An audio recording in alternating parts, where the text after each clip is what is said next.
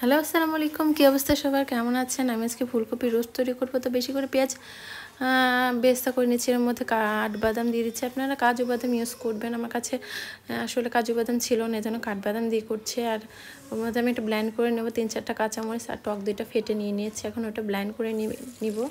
এদিকে ফুলকপিগুলো কিন্তু আপনার ভেজে নেবেন, একটু লবণ দিয়ে ভেজে নিতে ভুলবেন না কিন্তু।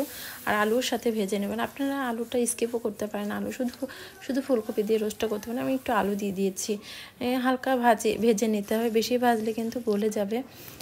তো 50% ফুলকপিটা সিদ্ধ হতে হবে। এখন এলাচ দারচিনি তেজপাতা তেলে দিয়ে দিয়েছে, টমেটো ব্লেন্ড করে দিয়েছি। আর আমি আদা আর কাঁচা হলুদ বাটাটা দিয়েছি, ফ্রোজেন করা ছিল। একটু লবণ দিয়ে দিয়েছি। এখন ভালোভাবে কষিয়ে নেব। এখনও সেই ব্লেন্ড করা পেঁয়াজ বেরেস্তা আর বাদামের ওটা আর একটু পানি দিয়ে দিলাম মশলার।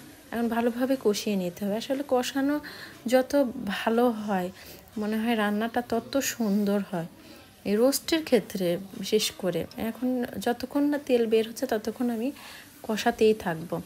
তো আমার কাছে তো খুবই ভালো লেগেছে। আমি রান্না করেছি, আমি খেয়ে দেখলাম খুবই ভালো হয়েছে। আপনার বাসায় ট্রাই করবেন, নিশ্চয়ই অবশ্যই ট্রাই করবেন এভাবে। তো দেখেন তেলটা বের হয়ে যাওয়ার পর আমি পানিটা দিয়ে দিলাম। এখন ফুলকপিগুলো দিয়ে দেবো। ফুলকপি কিন্তু একটু বেশি সেদ্ধ করলে ফুলকপিগুলো কিন্তু সব ভেঙে যাবে। 50% ফুলকপি সেদ্ধ করে তারপরে নিতে হবে। তো এখন চিনি দিতেই হবে, চিনি কিন্তু ভোলা যাবে না। চিনি দিলে ব্যালেন্স হয়ে যাবে, খেতে অনেক মজা লাগবে। আর হওয়ার আগ দিয়ে 1 চামচ ঘি আর 2টা কাঁচামরিচ চিড়ে দিতে হবে। খুবই মজার হয়েছিল। বাসায় অবশ্যই ট্রাই করবেন, অবশ্যই ট্রাই করেছেন এর আগে। আমার রান্না থেকে আরেকবার ট্রাই করবেন। এই দেখেন কত সুন্দর সব কিছুই সিদ্ধ হয়ে গেছে। তো ভালো লাগলে কমেন্টস করবেন অবশ্যই। Thanks for watching. আল্লাহ হাফেজ।